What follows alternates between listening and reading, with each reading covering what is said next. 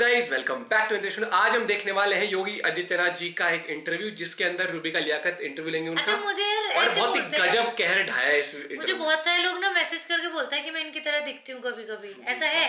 Comment करके बताना। मुझे बहुत सारे लोग बोलते हैं इसको तो भैया कटरीना कैफ जैसा भी दिखना है, समंथा जैसा भी दिखना है। हाँ, लेकिन मुझे बहुत सारे लोगों ने बोला है। तो ओरिजिनल वीडियो का लिंक डिस्क्रिप्शन में है। चैनल पर है तो प्लीज सब्सक्राइब वीडियो कर दे। Like 1 2 3 let's go. अगर भारत का कोई व्यक्ति हज करने के लिए जा रहा है, वहां कोई उसको हाजी के रूप में नहीं मानता, वहां पे कोई उसको इस्लाम के रूप में नहीं मानता, वहां उसको हिंदू नाम से संबोधित किया जाता है, तो वहां तो किसी को परेशानी नहीं होती है। हमेशा से हिंदू राष्ट्र था, आप ये मान रहे हैं, तो फिर उसे बनाने की जद्दोजहद और कवायद क्यों? भारत हिंदू राष्ट्र था, है और वर्तमान में भी रहेगा। जैसे ही कोई कुछ छापता है उसके वहां पर अधिकारी पहुंच जाते हैं। देखिए ऐसा नहीं है, आपके यहाँ तो नहीं कभी पड़ा छपा। लेकिन तो कोर्ट से बाहर का सवाल हो गया। मैंने कहा ना, आपका प्रश्न भी कोर्ट से बाहर का था तो जवाब भी कोर्ट से बाहर का। योगी जी ये बोल रहे हैं कि मुख्यमंत्री बने हैं, फिर प्रधानमंत्री बनेंगे, उसके बाद मठ में जाके बैठेंगे। नहीं, हिंदुस्तान समृद्धि की तरफ अग्रसर है। पाकिस्तान के बारे में आप सुन ही रहे होंगे। पाकिस्तानी है जो ये कह रहे हैं कि ऐसी हालत रही तो हमें दोबारा विलय करना पड़ेगा हिंदुस्तान में। क्या राय है आपकी इस पर? वो धरती पे बोझ ही बना रहेगा जितने दिन रहेगा। जितनी जल्दी वो भारत के अंदर अपने को समाहित कर दे वही देश के हित में है। अभी मजा आएगा। तो आज का इंटरव्यू थोड़ा स्पेशल होने वाला है क्योंकि यह इंटरव्यू यूपी के सीएम योगी आदित्यनाथ जी का है। इस इंटरव्यू में योगी बाबा से हिंदू राष्ट्र पर और कंगाल पाकिस्तान को लेकर बड़े अच्छे सवाल किए जाते हैं और योगी बाबा द्वारा नेशनल लेवल का जवाब भी दिया जाता है जिसके लिए वो जाने जाते हैं। तो आज का वीडियो काफी स्पेशल होने वाला है। रिक्वेस्ट है वीडियो को पूरा जरूर देखिएगा। भारत का कोई व्यक्ति हज करने के लिए जाता है तो उसका संबोधन वहां हिंदू का होता है, हिंदू नाम से जाना जाता है। अगर भारत का कोई व्यक्ति हज करने के लिए जा रहा है, वहां कोई उसको हाजी के रूप में नहीं मानता, वहां पे कोई उसको इस्लाम के रूप में नहीं मानता, वहां उसको हिंदू नाम से संबोधित किया जाता है, तो वहां तो किसी को परेशानी नहीं होती है। बिल्कुल सही बात। और उस परिप्रेक्ष्य में अगर आप देखेंगे तो भारत हिंदू राष्ट्र है, क्योंकि भारत का हर नागरिक हिंदू है। हर नागरिक हिंदू है, क्योंकि यह कोई जाति सूचक, मत और मजहब सूचक शब्द नहीं है। यह हमारी सांस्कृतिक एकता को, जो हिमालय से समुद्र पर्यंत तक के इस विस्तृत भूभाग के अंदर जन्मे हुए लोग, ये अपने आप में हिंदू कहलाते हैं। उस रूप में अगर कोई लेगा तो हिंदू राष्ट्र से मुझे लगता है किसी को परहेज नहीं होना चाहिए। अगर आप इसको मत, मजहब या संप्रदाय के साथ जोड़ रहे हैं तो इसका मतलब हम हिंदू को समझने की भूल कर रहे हैं। एक कार्यक्रम में अमित शाह ने कहा भारत सरकार का एक ही धर्म है और वो है संविधान। हिंदू राष्ट्र के सवाल पर उन्होंने ये जवाब मैंने कहा ना कि अगर हिंदू को आप मत और मजहब के साथ जोड़ रहे हैं तो हम हिंदू को समझने की भूल कर रहे हैं। हमें दोनों चीजें बहुत स्पष्ट करनी होंगी। और जहां तक संविधान की बात है तो संविधान के प्रति तो हर भारतीय के मन में सर्वोच्च सम्मान का भाव होना चाहिए, क्योंकि वही हमारा मार्गदर्शक है। तो हमेशा से हिंदू राष्ट्र था, आप ये मान रहे हैं, तो फिर उसे बनाने की जद्दोजहद और कवायद क्यों? भारत हिंदू राष्ट्र था, है और वर्तमान में भी रहेगा, आगे भी रहेगा। मेरे मन में अभी हमने देखा, कल ही खबर आई कि साहब बीबीसी के दफ्तरों पे छापे मारे, उसको लेकर कई तरीके के सवाल जो विपक्ष की तरफ से खड़े किए गए, और वो इसलिए क्योंकि पिछले दिनों एक डॉक्यूमेंट्री जो बीबीसी की तरफ से आई थी जिसको देश में प्रतिबंधित किया। इस पर आपका नजरिया इस रूप में कि अगर कोई केंद्रीय एजेंसी कोई एक्शन लेती है तो फिर उसको सत्ताधारी पार्टी के पॉलिटिकल वेंडिटा से जोड़ा जाता है, और ये देश में नहीं, उत्तर प्रदेश में भी और तमाम राज्यों में भी ये हो रहा है। देखिए, इसको आप सेंट्रल गवर्नमेंट से या किसी गवर्नमेंट से क्यों जोड़ रहे हैं? इनकम टैक्स अपने आप में एक एजेंसी है, स्वतंत्र एजेंसी है। उसको किसी भी संस्था की कार्यपद्धति को देखने, जांचने का पूरा अधिकार है। और ये केवल बीबीसी का ही नहीं हो रहा है, तमाम अन्य उसका होता है, संस्थाओं का होता है, एजेंसियों का होता है। उसमें कोई आपत्ति किसी को होने भी नहीं चाहिए। सबको सहयोग, बीबीसी ने स्वयं अपना बयान जारी करके इस बात को कहा कि हम सकारात्मक सहयोग कर रहे हैं, हमें कोई आपत्ति नहीं है। तो फिर इसको किसी पॉलिटिक्स के साथ जोड़ने का मतलब क्या? टाइमिंग योगी जी, टाइमिंग बहुत महत्वपूर्ण है। टाइमिंग जैसे ही कोई कुछ छापता है उसके वहां पर अधिकारी पहुंच जाते हैं। देखिए ऐसा नहीं है, आपके यहाँ तो नहीं कभी पड़ा छपा। क्या बढ़िया था। लेकिन योगी जी, हम पारदर्शिता से चलते हैं।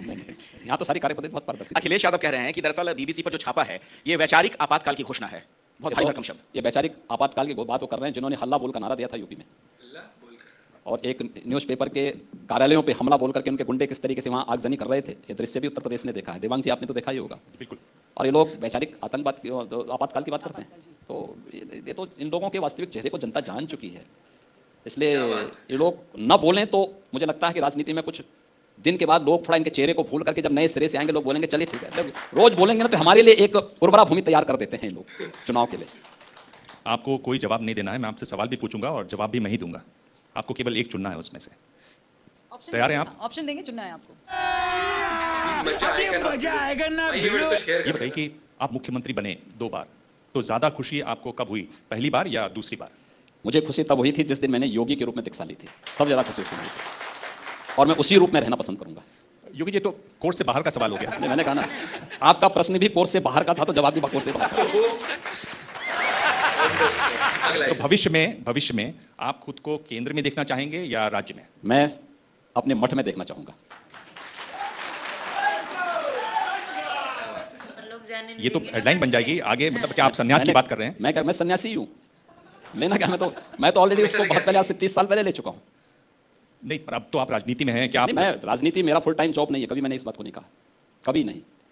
मैंने राजनीति को कभी भी अपना सब कुछ मान करके नहीं किया। हाँ, एक जिम्मेदार नागरिक के नाते और एक योगी नेतृत्व देने की सामर्थ्य भी रखता है, इस दृष्टि से उस चुनौती को स्वीकार किया है। और मेरा मानना है कि मेरा वास्तविक गंतव्य एक योगी के रूप में ही अंतिम अपनी दिनचर्या को आगे बढ़ाने की होनी चाहिए। तो अब मजा आया।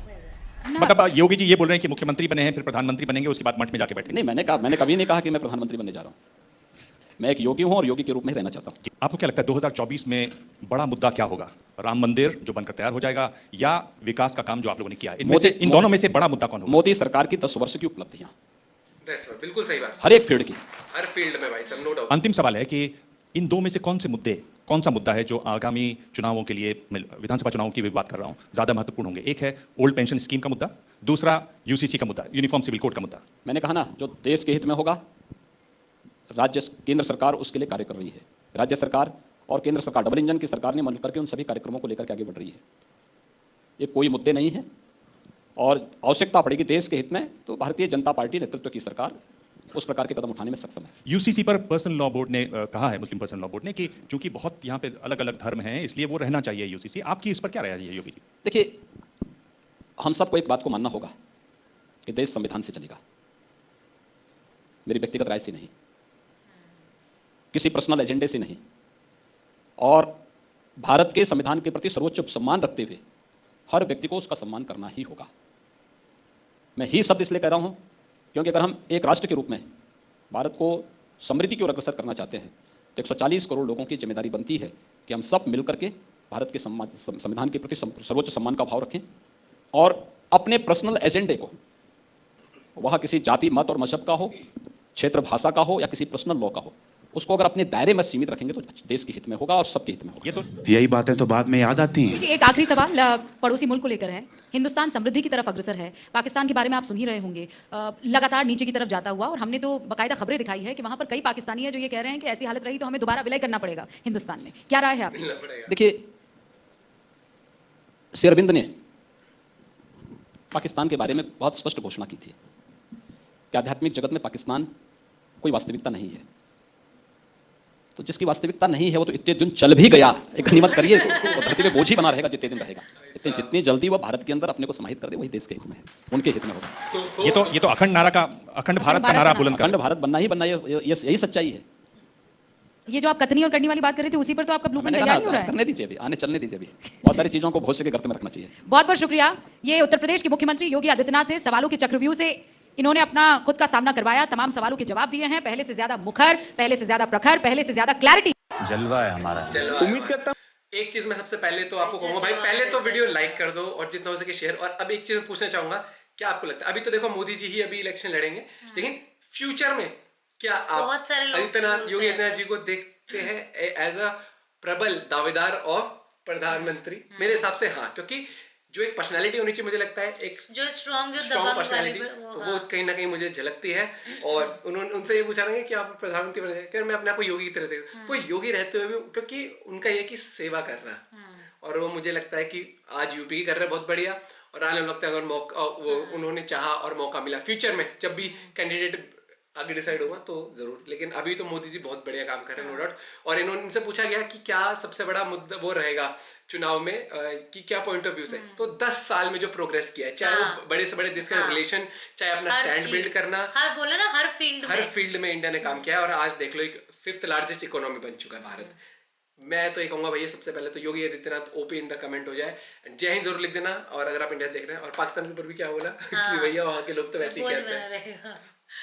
मिलते हैं आपसे एक वीडियो के साथ, शेयर करना मत भूलना। Bye bye, take care.